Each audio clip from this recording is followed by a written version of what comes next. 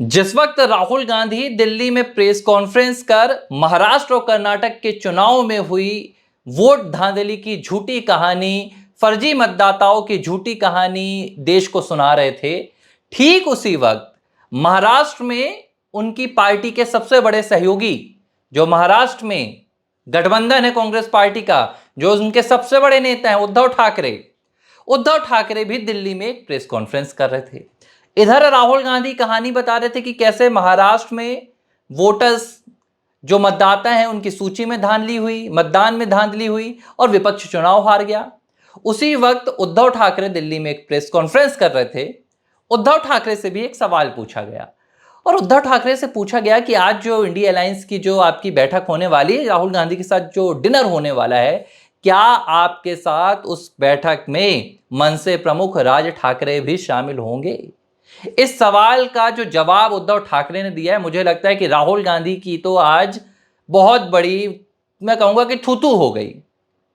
राहुल गांधी महाराष्ट्र के चुनाव को, महाराष्ट्र के मतदाताओं को आधार बनाकर प्रधानमंत्री नरेंद्र मोदी को घेरने में जुटे थे और इधर उद्धव ठाकरे ने एक बहुत बड़ा खेल कर दिया। और इस खेल के पीछे भी बहुत बड़ा खेल हुआ है प्रियंका चतुर्वेदी का, एकनाथ शिंदे का। कहानी बहुत बढ़िया है, आप सुनेंगे तो आपको पता चलेगा कि राहुल गांधी को वाकई में क्या हो रहा है उनके अपने विपक्ष में, इसकी भी खबर नहीं है। और राहुल गांधी चले हैं मसीहा बनने वोटर्स के। राहुल गांधी देश को बताने जा रहे हैं कि देखिए भैया, मैं तो वोटर स्कैम लेकर सामने आ रहा हूं। उद्धव ठाकरे ने क्या कहा? उद्धव ठाकरे ने कहा कि ये मैं और मेरा भाई तय कर लेंगे कि हमें क्या करना है, हमें किसी तीसरे की जरूरत नहीं है। बहुत बड़ा बयान है ये। विपक्ष की राजनीति के लिए, महाराष्ट्र की सियासत के लिए उद्धव ठाकरे का यह बयान बहुत बड़ा बयान है। क्योंकि ठीक इससे पहले जब उद्धव ठाकरे और राज ठाकरे ने, आपको याद होगा कि एक पूरा बड़ी सी जनसभा की थी, मराठी भाषा की अस्मिता को लेकर एंटी हिंदी एक जो जनसभा की थी, उसके बाद राहुल गांधी थोड़े से खफा हो गए थे। क्यों? क्योंकि कनेक्शन जुड़ रहा था बिहार चुनाव से। इंडिया अलायंस में भाई उद्धव ठाकरे का भी शिवसेना का गुट है और विपक्ष के हैं, तो उन्होंने कहा कि आप जिस लिहाज से महाराष्ट्र में मराठी भाषा की वकालत तो कर रहे हैं, आप जो हिंदी भाषी हैं उनका अपमान भी कर रहे हैं, आपके राज ठाकरे उनकी पिटाई भी कर रहे हैं और आप कह भी रहे हैं कि भैया यहाँ पर जो रहना है, जिसको रहना है उसको मराठी बोलना होगा, मराठी के बिना तो काम नहीं चलेगा। तो जो बिहार के लोग यहाँ पर रह रहे हैं, यूपी बिहार के, वो तो मुझे जाकर बिहार में वोट नहीं देंगे। जब मैं वहां बिहार में वोट मांगने जाऊंगा वो तो कह देंगे कि महाराष्ट्र में आप तो मुझे भगाते हो। तो उन्होंने कहा, राहुल गांधी ने उद्धव ठाकरे से, कि ये वाली राजनीति आप अभी खामोश कर दीजिए, आप चुप होकर बैठ जाइए। राहुल गांधी ने ये उद्धव ठाकरे को कहा था। उसी का जवाब आज उद्धव ठाकरे ने दिल्ली जाकर कह दिया। जब उद्धव ठाकरे से पूछा गया कि क्या राज ठाकरे भी आपके साथ जाएंगे राहुल गांधी से मिलने, तो उन्होंने कहा कि हम दोनों भाइयों को किसी तीसरे की जरूरत नहीं है। यहां किसी तीसरे की बात नहीं हो रही थी, सीधा सवाल था। पत्रकार ने सीधे पूछा था, क्या आप राहुल गांधी के साथ मुलाकात करने राज ठाकरे को लेकर जाएंगे? तो उन्होंने कहा कि राज ठाकरे और मैं, हम दोनों भाई का मामला है, हम दोनों सक्षम है, हमें तीसरे की जरूरत नहीं। यानी कि उद्धव ठाकरे ने एक लिहाज से कह दिया कि उन्हें राहुल गांधी की अब जरूरत नहीं है, महाराष्ट्र की राजनीति वो अकेले कर लेंगे। बहुत बड़ा झटका है राहुल गांधी के लिए। एक तरफ राहुल गांधी महाराष्ट्र के मतदाताओं को लेकर, महाराष्ट्र की वोटर सूची को लेकर, वोटर लिस्ट को लेकर पूरी राजनीति कर रहे हैं, एसआईआर की राजनीति कर रहे हैं, चुनाव आयोग के खिलाफ लड़ाई लड़ रहे हैं। दूसरी तरफ उद्धव ठाकरे ने अपने कदम खींच लिए हैं। हो सकता है बैठक में तो उद्धव ठाकरे शामिल हों, लेकिन इस बैठक के बाद क्या नतीजे होने वाले हैं, वो महाराष्ट्र में बहुत बड़ा कुछ होने वाला है। चलिए, ये उद्धव ठाकरे की बात थी। अब महाराष्ट्र में एक और बहुत बड़ी कहानी हो रही है। जिस दिन उद्धव ठाकरे दिल्ली में आए हैं, एकनाथ शिंदे भी दिल्ली में मौजूद हैं। ठीक है, अब एकनाथ शिंदे और उद्धव ठाकरे दिल्ली में एक साथ हैं, वो अलग बात है कि कुछ दिनों पहले जब एक मंच पर दोनों नजर आए थे तो उद्धव ठाकरे को एकनाथ शिंदे ने किस लिहाज से दरकिनार कर दिया था, अनदेखा कर दिया था, उसकी तस्वीर सभी ने देखी थी। प्रियंका चतुर्वेदी बीते दिन प्रधानमंत्री नरेंद्र मोदी से मुलाकात करती हैं।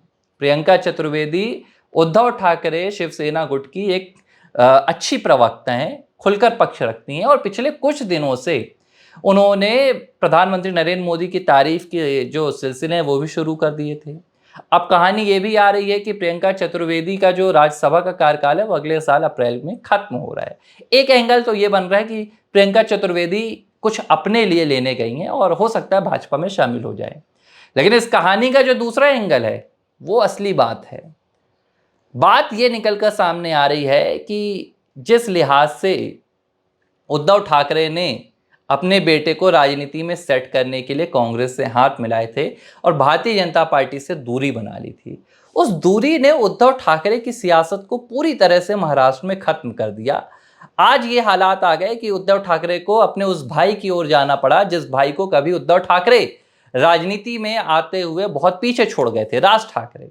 और उद्धव ठाकरे को अब ये बात समझ में आने लगी कि भाई राहुल गांधी तो भस्मासुर हैं। ये एक ऐसा राजनेता है जो जिसके ऊपर हाथ रख देता है उसकी राजनीति भस्म हो जाती है। वही राहुल गांधी ने उद्धव ठाकरे के साथ भी कर दिया। आज उद्धव ठाकरे की सियासत एक बहुत बड़े सवालिया कटघरे में आकर खड़ी हो गई है और उनको अब अपने भाई का सहारा लेना पड़ा। तो उद्धव ठाकरे को अब कहीं ना कहीं अपनी भूल का एहसास होने लगा है। उद्धव ठाकरे को यह बात अब समझ में आने लगी है कि कांग्रेस पार्टी के साथ गठबंधन कर उन्हें कुछ साल महाराष्ट्र की सत्ता तो मिल गई थी, लेकिन इस सत्ता ने उनकी सियासत पर एक बहुत बड़ा विराम लगा दिया। और अभी भी अगर इस गलती को नहीं सुधारा गया तो शायद ये विराम एक बहुत बड़ा अंकुश बन जाए और समापन की ओर उद्धव ठाकरे की पूरी राजनीति को ले जाए। उनके बेटे की राजनीति भी धरी रह जाएगी। अब इस बीच जब प्रियंका चतुर्वेदी प्रधानमंत्री नरेंद्र मोदी से मिलती हैं तो कहा यह भी जा रहा है कि प्रियंका चतुर्वेदी सिर्फ अपने लिए नहीं मिलने गई थी बल्कि उद्धव ठाकरे का एक मैसेज लेकर भी गई थी। और कुछ दिनों पहले देवेंद्र फडणवीस ने भी उद्धव ठाकरे को खुले तौर पर कहा था कि उद्धव ठाकरे को सरकार में अगर आना है तो कोई दिक्कत नहीं है। एक लिहाज से उन्होंने ऑफर दे दिया था। जाहिर सी बात है, राहुल गांधी के साथ तकरार, राहुल गांधी को तीसरा व्यक्ति कहना और ये कहना कि हम दोनों भाई सक्षम हैं, एक बहुत बड़ा इशारा कि अब उद्धव ठाकरे महाराष्ट्र में कुछ बड़ा करने वाले हैं और अपने जो राजनीतिक कदम हैं वो बदलने वाले हैं। और जाहिर सी बात है, भारतीय जनता पार्टी तो चाहेगी कि भाई उनका जो कुनबा है वो मजबूत हो। जिस लिहाज से राहुल गांधी झूठ की राजनीति कर रहे हैं उस राजनीति से राहुल गांधी को और तोड़ा जाए। महाराष्ट्र में लोकसभा चुनाव में जो कांग्रेस पार्टी 2-4 सीट जीत कर आई, कांग्रेस पार्टी को लगने लगा कि भाई अब तो हमारी गाड़ी आगे बढ़ गई है। लेकिन उद्धव ठाकरे ने अब किनारा करना शुरू कर दिया है। और प्रियंका चतुर्वेदी की पीएम मोदी के साथ ये जो मुलाकात हुई है इसमें प्रियंका चतुर्वेदी का इंटरेस्ट कम और उद्धव ठाकरे की इंटरेस्ट की ज्यादा चर्चा है। और इस बात पर और भी ज्यादा मुहर तब लग गई जब इसी दिल्ली में देखिए आए तो राहुल गांधी के साथ डिनर करने हैं, उद्धव ठाकरे की बात कर रहा हूं, आए तो वो इंडी अलायंस की बैठक में शामिल होने हैं, लेकिन वो कह रहे हैं कि हमें किसी तीसरे की जरूरत नहीं है। यानी मतलब साफ है, उद्धव ठाकरे ये इशारा कर रहे हैं कि अब राहुल गांधी अगर ये सोच रहे हैं कि विपक्ष की जो तमाम पार्टियां हैं या क्षेत्रीय दल हैं उन्हें राहुल गांधी की जरूरत है तो राहुल गांधी ये भूल जाए, अब हम सक्षम है और अपनी राजनीति अब हम अकेले अपने तरीके से करेंगे। और देखिए इस बारे में कोई दो राय नहीं है कि भले उद्धव ठाकरे ने भारतीय जनता पार्टी से नाता अपना तोड़ दिया था, एनडीए से अपना नाता तोड़ दिया था और कांग्रेस से उन्होंने गठबंधन किया था, लेकिन जिस लिहाज से वैचारिक तरीके से राहुल गांधी ने, कांग्रेस पार्टी ने उद्धव ठाकरे के साथ गठबंधन कर पूरे महाराष्ट्र में मराठियों का अपमान किया, उस अपमान का जो परिणाम है वो उद्धव ठाकरे को भुगतना पड़ा। उदाहरण दे देता हूं, वीर सावरकर को लेकर राहुल गांधी बार बार वीर सावरकर को अपमानित करते रहे, परिणाम उद्धव ठाकरे को भुगतना पड़ा, परिणाम एनसीपी को भुगतना पड़ा। क्या हुआ? महाराष्ट्र चुनाव में पूरी तरह से आप खत्म हो गए। जहां कहा जा रहा था कि भाई एंटी इनकम्बेंसी है, किसानों का मसला है, तमाम मसले हैं, महंगाई है, ये है वो है, भारतीय जनता पार्टी की एक मजबूत सरकार बन गई, मुख्यमंत्री एक बार फिर देवेंद्र फडणवीस बन गए। तो हुआ क्या? आपका तो पूरी तरह से नुकसान हुआ। फिर औरंगजेब का मसला हो तो कांग्रेस पार्टी का अलग स्टैंड है। तमाम मसलों पर कांग्रेस पार्टी ने उद्धव ठाकरे की लुटिया डुबा दी और अब उद्धव ठाकरे चाहते हैं एक स्थान, एक स्पेस चाहते हैं कि एक बार फिर से भारतीय जनता पार्टी उनकी तरफ रहमो करम कर दे। और देवेंद्र फडणवीस ने थोड़ा सा इशारा भी कर दिया और जहां इशारा मिला यहां पर आप देखिए कि उद्धव ठाकरे की हुंकार भी तेज हो गई है। हालांकि अभी भविष्य में क्या होने वाला है ये तो किसी को नहीं पता, लेकिन जो बयान सामने आ रहे हैं जो नैरेटिव बन रहे हैं, जो तस्वीरें निकल कर सामने आ रही हैं। आप सुप्रिया सुले को देख लीजिए, भरी संसद में उन्होंने कहा था कि देश सबसे पहले, उसके बाद राज्य, उसके बाद पार्टी और उसके बाद परिवार। इशारा साफ था राहुल गांधी की तरफ कि आप परिवार वाली राजनीति बंद कर दीजिए, पार्टी वाली राजनीति बंद कर दीजिए। हम राष्ट्रीय हितों पर इस तरह की राजनीति नहीं चाहते हैं। और आज आप देखिए कि उद्धव ठाकरे का बयान सामने आ गया, जिसमें उन्होंने कह दिया कि राहुल गांधी की हमें जरूरत नहीं है। अब राहुल गांधी चुनाव आयोग को आज कह रहे हैं कि भाई चुनाव आयोग धांधली कर रहा है, प्रधानमंत्री नरेंद्र मोदी चुनाव में धांधली कर कर प्रधानमंत्री बने। मुझे बड़ा यकीन होता है कि राहुल गांधी 20 सालों से इस राजनीति में थोड़ी तो समझ रखते। राहुल गांधी क्या भूल जाते हैं कि सबसे बड़ी धांधली जो चुनाव आयोग के साथ की थी वो उनकी अपनी ही दादी इंदिरा गांधी ने की थी, जिसके बाद बकायदा इलाहाबाद हाईकोर्ट का फरमान आया था कि आपने जो चुनाव का मॉडल कोड ऑफ कंडक्ट होता है उसका पालन नहीं किया, आप दोषी पाई गई और आपका चुनाव अयोग्य ठहराया गया था।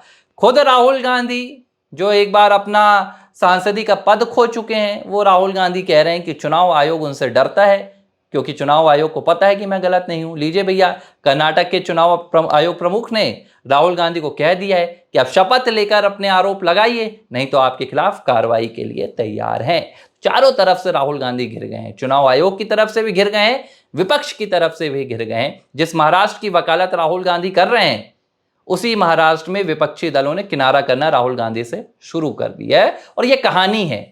अब देखिए आप, महाराष्ट्र में जो बड़ा खेल होगा, ये शुरुआत महाराष्ट्र से होगी और धीरे धीरे राहुल गांधी विपक्ष में एक बार फिर से अकेले कर दिए जाएंगे, सेपरेट कर दिए जाएंगे, क्योंकि राहुल गांधी भस्मासुर बन चुके हैं और कोई भी नहीं चाहता कि राहुल गांधी उनके साथ आए और वो भस्मासुर बनकर उनकी राजनीति को भी खत्म कर दें।